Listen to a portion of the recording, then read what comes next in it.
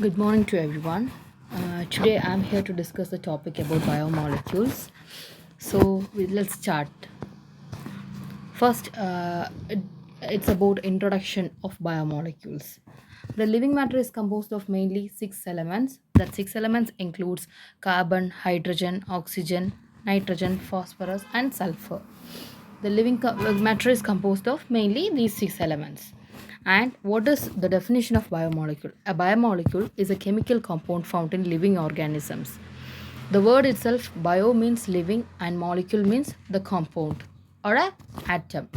These include chemicals that are composed of mainly we have already discussed that six elements. That is carbon, hydrogen, oxygen, nitrogen, sulfur and phosphorus. And now coming to the definition, biomolecules are the building blocks of life and perform important functions in living organisms. I have already said that bio is life and the molecule is a group of atoms held together by bonds. So the examples of biomolecules are mainly carbohydrates, proteins, nucleic acids, and lipids. The four most important elements which account for more than 99% of the atoms found in living things are mainly carbon, hydrogen, oxygen, and nitrogen. Biological molecules or biomolecules are built by joining atoms through covalent bonds. And now this picture shows the biomolecules which are present mainly in the cell components. This is a structure of a cell, and these are all important cell components contains the following biomolecules we have already said, that is the carbohydrates, proteins and nucleic acids, that means DNA, RNA and lipids. Here for example, in the cell wall we have carbohydrate, that is cell wall is composed of carbohydrate, and the starch grain in the chloroplast also contains a carbohydrate, and in protein it is composed of tubules, microtubules, which is a protein, and the mitochondria, it is commonly known as a powerhouse of the cell, and it is a protein. So likewise it's going on, and it plays an important role in the structural and functional mechanism of our cells.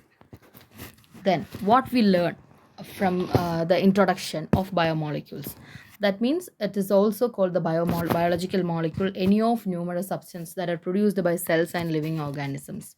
Biomolecules have a wide range of size and structure and perform a vast range of functions. The four major types of biomolecules are carbohydrates, lipids, nucleic acids and proteins. And now going to the deeper into the section, first we need to discuss about the carbohydrates, their structures, types and the functions. We are going to discuss about these three types inside this carbohydrates. First topic is about the carbohydrates. So, introduction of carbohydrate. Carbohydrate are the most abundant organic molecules in the nature. They are primarily composed of elements carbon, hydrogen, and oxygen.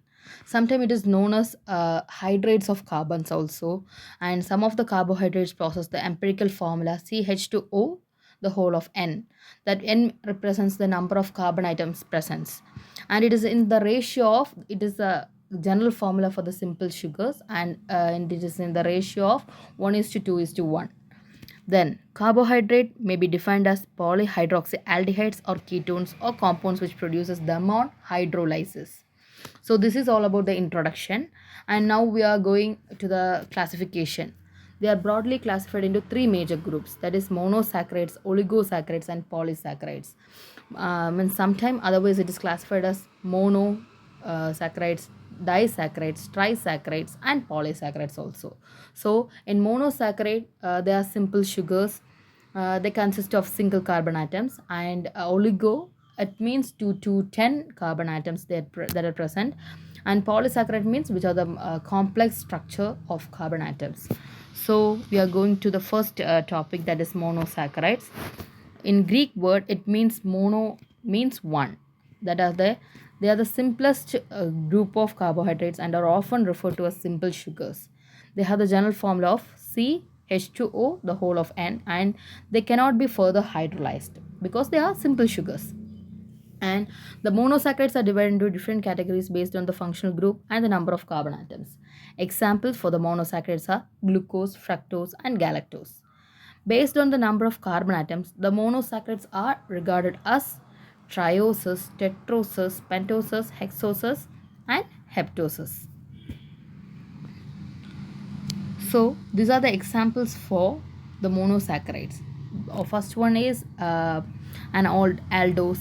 It is a triose. Triose means it contains 3 carbon atoms, and tetrose, which contains 4 carbon atoms, pentose, which contains 5 carbon atoms, and a ketose means it is a C double bond O, which is a ketone group, and an aldose. So going to oligosaccharides, oligo means few, contain 2 to 10 monosaccharide molecules which are liberated on hydrolysis. Based on the number of monosaccharides units present, the oligosaccharides are further subdivided to disaccharides. Example, sucrose, lactose, maltose, and trisaccharides. Example, raffinose and stachyose. So the next one, polysaccharide. It means poly means many, are polymers of monosaccharide units with high molecular weight up to a million. They are usually tasteless, non-sugars, and form colloids with water. The polysaccharides are of two types, homopolysaccharides and heteropolysaccharides. Examples of polysaccharides involve starch, glycogen, and cellulose. See, this is the examples and structures for the monosaccharides, disaccharides, etc. The first one, glucose, fructose, galactose are the examples for monosaccharides, and then the sucrose and lactose are the examples for disaccharides, and cellulose, starch, and glycogen are examples for polysaccharides. See here, it is a flow chart for the carbohydrates classification. First it is monosaccharides, then disaccharides, oligosaccharides, and polysaccharides. The examples for monosaccharide, one sugar molecules are glucose, fructose, and galactose.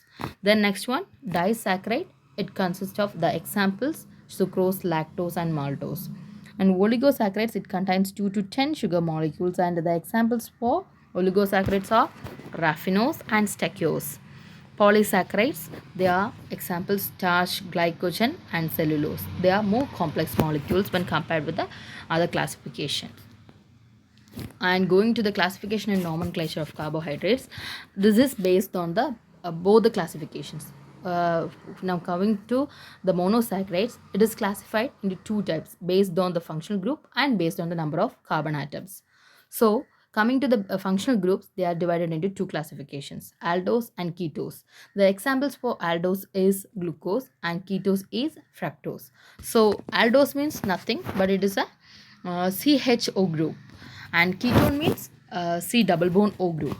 Number of carbon atoms present, monosaccharides are classified as trioses, tetroses, pentoses, hexoses, and heptoses. Then coming to oligosaccharides, they are classified as disaccharide, trisaccharide, and tetrasaccharide. The examples for disaccharide is maltose, lactose, and sucrose. Trisaccharides are raffinose. Tetrasaccharides are stachyose. And polysaccharide, they are classified as two types, homopolysaccharide and heteropolysaccharide.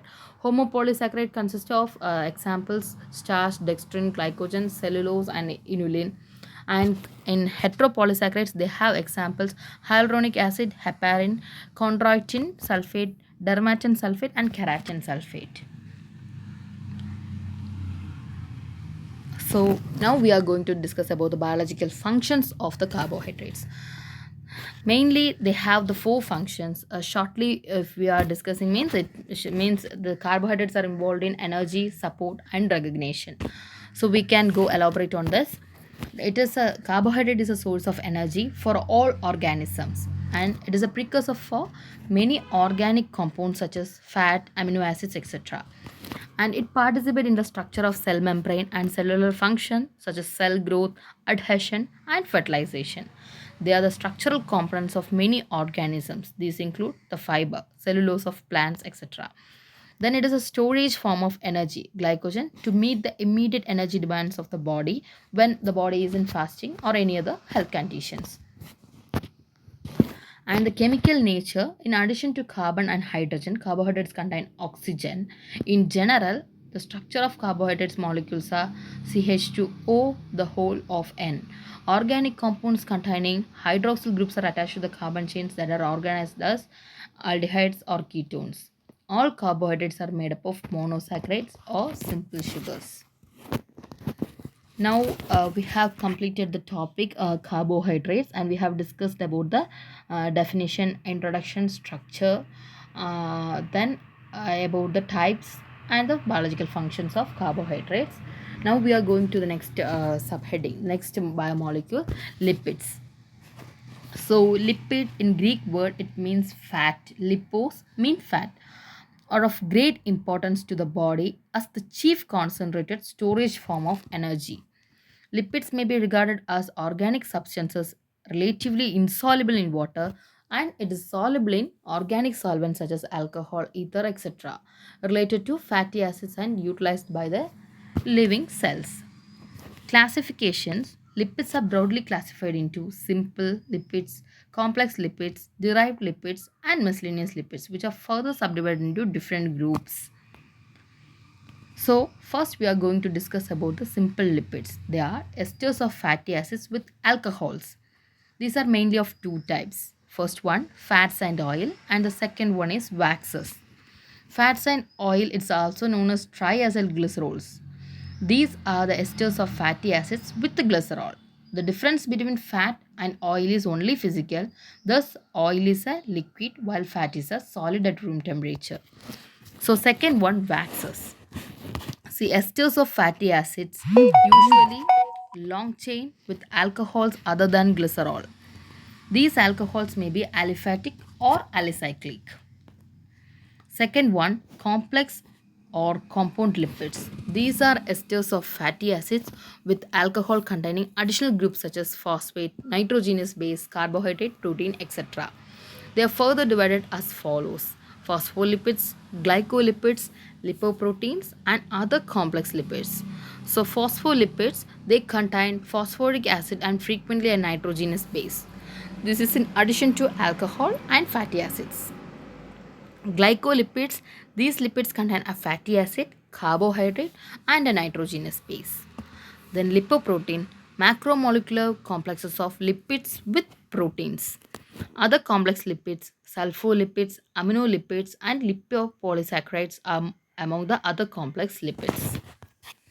Third classification, derived lipids. These are the derivatives obtained on the hydrolysis of group 1 and group 2 lipids, which possess the characteristics of lipids.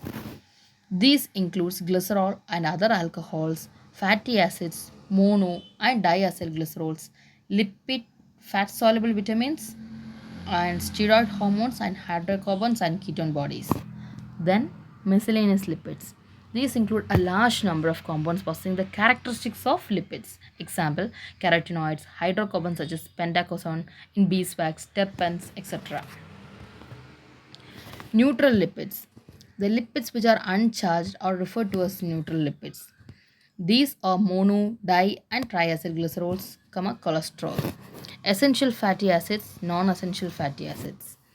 Essential fatty acids, unsaturated fatty acids that are essential to human health but cannot be manufactured in the body. They are known as essential fatty acids and cannot be synthesized by our body.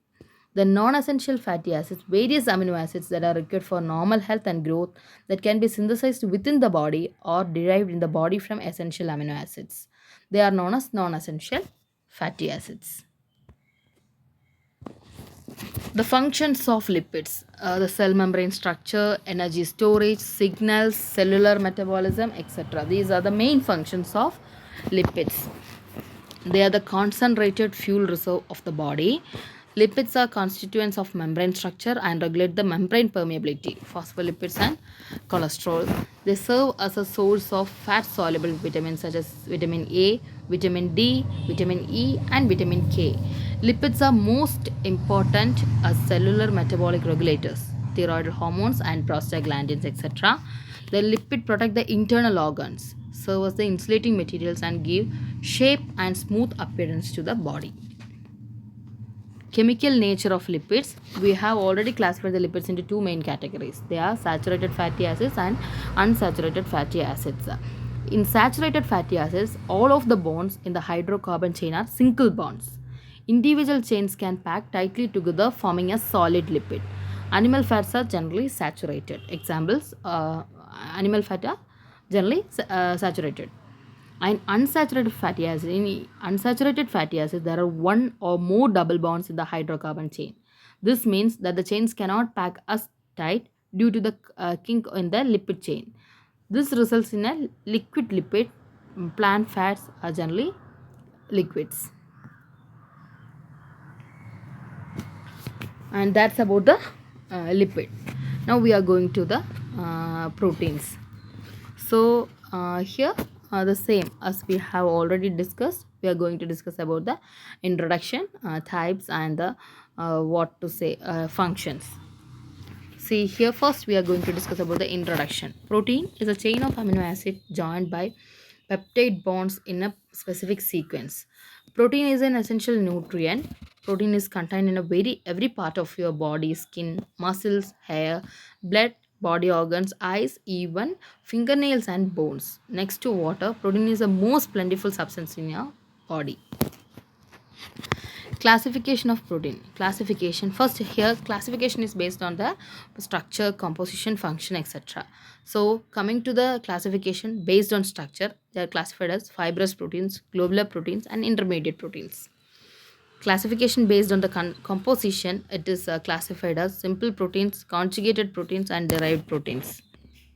And classification based on the functions, they are divided as structural proteins, enzymes, hormones, pigments, transport proteins, contractile proteins, storage proteins, and toxins. So summary of classification of proteins. Proteins, they are mainly into three categories: simple, conjugated, and derived. In simple proteins, they are globular proteins and scleroproteins. In conjugated proteins, they are classified into nucleoproteins, glycoproteins, lipoproteins, phosphoproteins, chromoproteins, and metalloproteins. In derived, they are further classified into primary and secondary. Primary means coagulated proteins, proteins, metaproteins. Secondary means proteases, peptones, polypeptides, and peptides. And going to next slide, it is a chemical nature. Proteins are composed of smaller units. These units are the amino acids, which are called the building blocks of proteins. There are about 20 different amino acids which are commonly known. So the functions of proteins, coming to the functions of the protein, they are enzymes, structure, recognition, transport, pigments, signals, etc. So first one, protein serve many functions include the following. First one, structure. Collagen and keratin are the chief constituents of skin, bone, hair, and nails. Then second one, catalyst. Virtually all reactions in living systems are catalyzed by proteins called enzymes. The functions of the enzymes are mainly they play a role in speeding up the chemical reactions which are happens inside the living organism. And then third one, movement. Muscles are made up of proteins called myosin and actin, which helps in the movement of muscle fibers. And the next one is transport. Hemoglobin transport oxygen from the lungs to cells. Other proteins transport molecules across the cell membranes.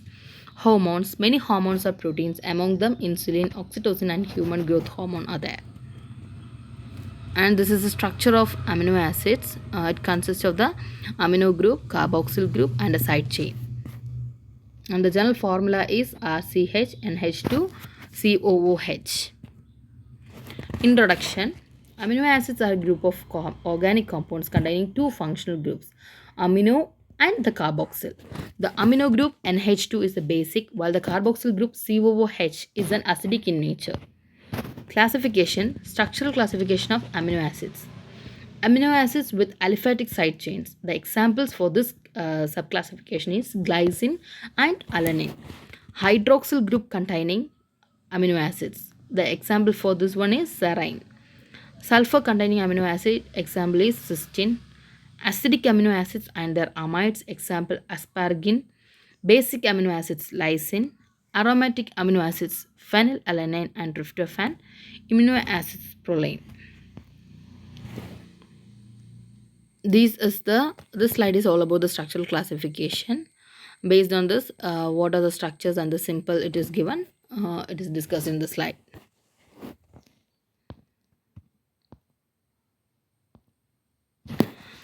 The next one, classification of amino acids based on the polarity. So first one, non-polar amino acids. These amino acids are also referred to as hydrophobic. That means water hitting. Example for this non-polar amino acids are valine and proline. Then second subclassification is polar amino acids with no charge on R group. These amino acids are such carry no charge on the R group. R group means functional group. They, however, possess groups such as hydroxyl, sulfhydryl, and amide and participate in hydrogen bonding of protein structure. Example for this classification is glycine and serine.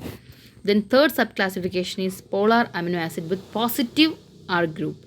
The three amino acids lysine, arginine, and histidine are included in this group. Polar amino acids with negative R group. That is the fourth subclassification in this category. And the dicarboxylic acid, monoamino acids, aspartic acid, and glutamic acid are considered in this. Then coming to the third classification, nutritional classification of amino acids. Essential or indispensable amino acid, first classification. Second one, non-essential amino acids. We all have studied this in the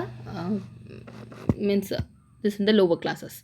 So essential or indispensable amino acids, the amino acids which cannot be synthesized by the body and therefore need to be supplied through the diet, are called as essential amino acids. They are required for proper growth and maintenance of the individual. The 10 amino acids listed below are the essential for humans. The examples are arginine, valine, histidine, isoleucine, leucine, lysine, methionine, phenylalanine, threonine, and tryptophan. Non-essential or dispensable amino acids is a second classification. The body can synthesize about 10 amino acids to meet the biological needs. Hence, they need not to be consumed. It's already present in the body, so it cannot be synthesized, or we can't. There is no matter of having it from outside. So that's why it is a non-essential amino acids. Then coming to the chemical nature, properties of amino acid: physical properties, color, taste, solubility, polarity, titration. Chemical reactions due to the presence of this acid group, due to the presence of amine group, due to the both acid and amine group, due to the functional groups. Physical properties. First, it includes the physical properties which are solubility, melting point, taste, etc. Solubility: most of the amino acids are usually soluble in water and insoluble in organic solvents. Melting point: it generally melts at higher temperatures, often above 200 degrees Celsius. Taste: amino acids may be sweet, tasteless, or bitter. Monosodium glutamate is used as a flavoring agent in food industry and Chinese foods to increase taste and flavor. Amino acids as ampholytes. Amino acids contain both acidic and basic groups. We have already discussed in the structure of the amino acids. They can donate a proton or accept a proton. Hence, amino acids regarded as ampholytes. Chemical properties: reactions due to the COOH group and reactions due to the NH2 group. That is the chemical properties. In first, the reactions due to acidic group. Amino acids form salts with the bases and esters with the alcohols. Second one, decarboxylation. Amino acid undergo decarboxylation to produce corresponding amines. This reaction assumes significance in the living cells due to the formation of many biologically important amines. These include histamine, tyramine, and gamma aminobutyric acid from the amino acid histidine, tyrosine, and glutamate respectively. Then third one, reactions with ammonia. The carboxyl group of dicarboxyl amino acid reacts with ammonia to form amide. Then reactions due to amine group. The amino group behaves as bases and combines with acids to form salts. Reaction with ninhydrin. The alpha amino acid react with ninhydrin to form a purple, blue, or pink color complex, Rohman purple. Ninhydrin reaction is effectively used for the quantitative determination of amino acids and proteins. Note: proline and hydroxyproline give yellow color with ninhydrin. Ninhydrin is a confirmatory test for the proteins. Then color reactions of amino acids. Amino acids can be identified by specific color reactions. Transamination: transfer of an amino group from an amino acid to a keto acid to form a new amino acid is a very important reaction in amino acid metabolism. Then 8.1, oxidative deamination. These are the physical and chemical properties, and now we are going to discuss about the functions of amino acids. A variety of roles in metabolism are the building blocks of proteins. First, the main property or the main function is it is a building blocks of proteins. And second one, it forming parts of coenzymes as precursors for the biosynthesis of molecules such as the heme. These are the examples for DNA and RNA. Now we are going to see about the nucleic acid. Some of we have discussed the biomolecules, carbohydrates, proteins, and lipids. And now we are going to discuss about the nucleic acid. That is, we all know it is about DNA and RNA. There are two types of nucleic acids, namely deoxyribonucleic acid and ribonucleic acid, DNA and RNA. Nucleic acid, the main functions includes hereditary and protein information, energy, signals, etc. They are the hereditary means they are the information that is passed from one to another. This DNA and RNA helps in a plays a major important role. So that's all for today's session, and we are continuing this in next part. Thank you.